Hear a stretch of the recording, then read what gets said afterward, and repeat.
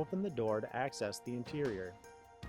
Gently pull the fridge door gasket out of the groove, starting from one corner, and remove it completely.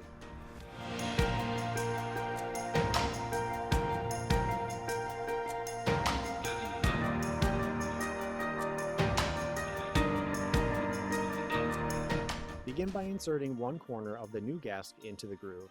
Gradually work your way around the door, pressing the gasket securely into the groove to ensure a snug fit along the entire edge.